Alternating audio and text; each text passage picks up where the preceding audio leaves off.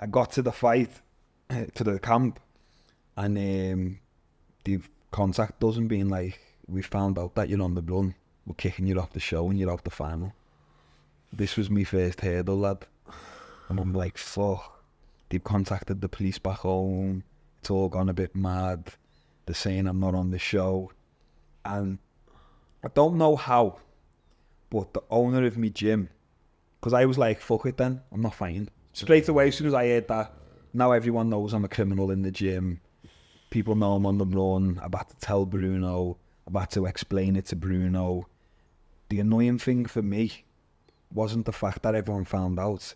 It was the fact that people are now looking at me like a burglar. I'm not a burglar. I've never been a burglar.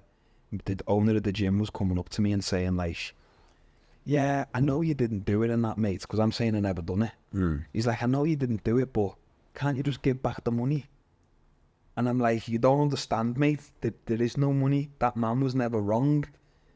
He just went to the police after what happened, but it wasn't me. It was my cousin. I didn't do it, mate. And he's like, yeah, you didn't do it. But can't you just give him his stuff back then? And we were just going round in circles like that, lad.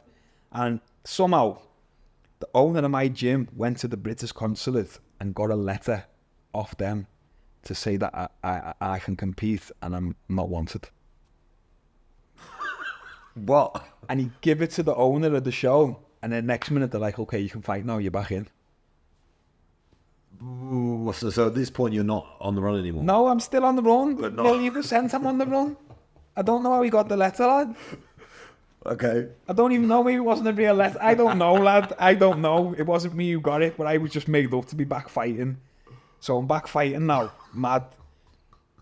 I've gone to the fight. I'm fighting this fella. So now you're back in the final? Yeah, I'm back in the final. Right. Come to the weigh-in. I'm with my big brother and that. We've held it in the big Jeep. Everyone's like, wow. We were like, to everyone there, we were just like, they thought we were gangsters or something. Yeah, like, do you know what I mean? Especially now, yeah. Yeah. We rocked up to the weigh-in. And I'm like, where's my opponent then? And I'm looking like, what? That skinny guy there? He's all sucked in, frail at the weigh-in. I've stepped on the scales, clothes on, power bank in my pocket, iPhone, 68 key. Yeah, whatever, I've made weight. Come to the face-off, I'm thinking, he looks tiny, him, lad. Towering over me, short and stocky. Got in the cage the next day, he was massive. He was massive. He'd had to be at least 77, at least. He was probably more. And I'm still the same weight. Yeah. And I've got in there, fuck, he's massive, him. Fight started. I've shot a takedown straight away and he's just gone, no.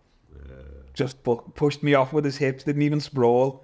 And I just knew straight away, like, wow, this is going to be a long night, this.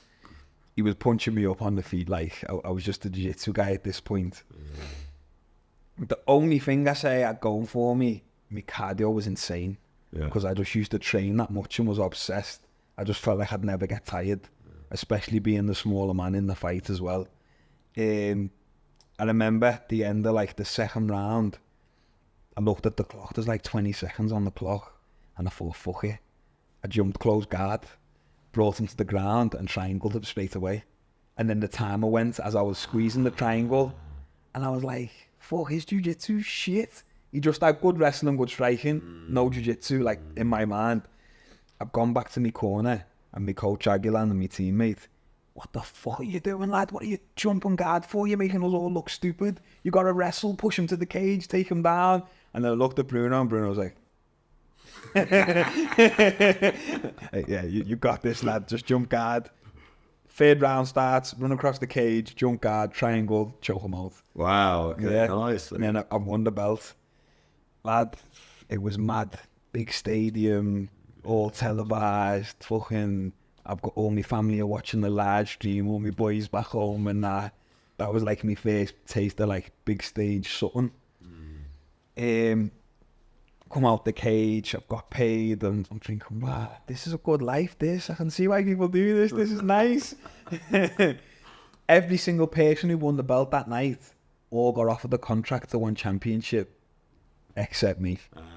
Because of the police thing, right? Yeah. I'm deluded, lad. In my mind, it's just like, nah, maybe they just didn't like me. No one's told me, so it's not, if it's not in black and white, I don't believe it. I still want to go one championship. I can still do it. I'm still going to fight for one championship. I was deluded, lad. I was on the run. What the fuck was I thinking? But lad, I'm just so goal driven that you can't tell me no. In my mind, I will get there. I didn't know how I was going to get there, but I knew I was going to get there. After that point, I'm 4-0. It was supposed to be 5 fights, but on the tournament, someone ended up getting injured, so I had 4, won the belt. I'm 4-0. For the next 8 months, I'm trying to get more amateur fights and no one wants to fight me. I've just come from this TV show, Big High, now to fighting regional MMA, amateur MMA, and everyone's like, nah, I'm not fighting him. So I just went, you know what, I'm just going to go pro then. I'd been training at this point for like 16, 18 months, and I just thought, fuck it, I'll just go pro. I want to keep fighting. I'm not sitting on the sidelines. I had my pro debut, and this is what's been the maddest thing about my career. I've been so fortunate, lad, that all of my fights have been main event. Like, I had the main event in my first pro debut. I had the main event, was we main event? We were like second to last fight or something on my last amateur fight. All the other amateur fights, I was the last fight of the night, because I always used to talk shit. Look, I'm the foreigner, I was the bad guy. I had my first pro debut. Bit of a mad one. Sanchai was there. Sanchai giving me trophy when I won and took a picture with me and that. Like, this is how much of a mad cunt I was. I called Sanchai out after the fight. Sanchai does not understand what I'm saying. Never heard a Scouser in his life, and he's like, I'm like, face off. And he's like, yes, thank you, yeah. Won my first pro debut. Beat this guy, triangle armbarred him in the first round. Second fight, main event again. Won by another submission. Like, I'm just starting to rack up the wins now.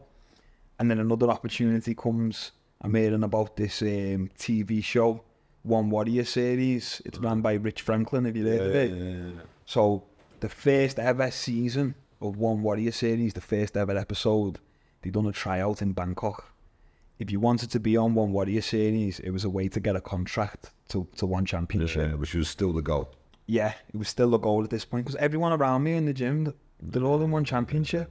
I'm looking at Aguilar fighting Ben Askren and making fucking hundreds of thousands of dollars and thinking, fuck, I can do that. I'm looking at one and going, he's shit at my weight class. Yeah. Like, obviously Ben Askren's a fucking legend. I would never say he's shit. He'd fucking murder me.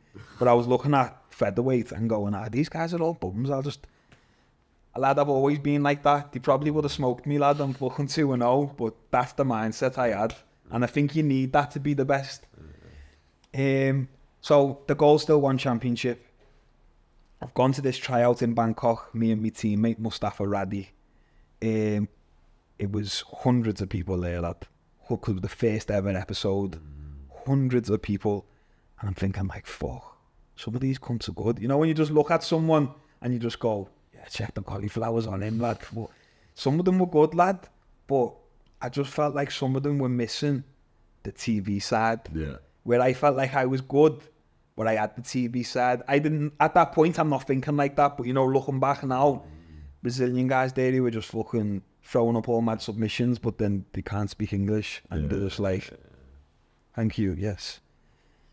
So they done a tryout. The first part is you hit pads with your coach. I'm hitting pads with my coach. Everything's going well. There's a team of panelists. Rich Franklin, Shannon Warachai, who was a one championship fighter, Rika Ishige, who was a one championship female fighter, and someone else, can't remember who. Sorry, lad. You mustn't be that good. Sorry.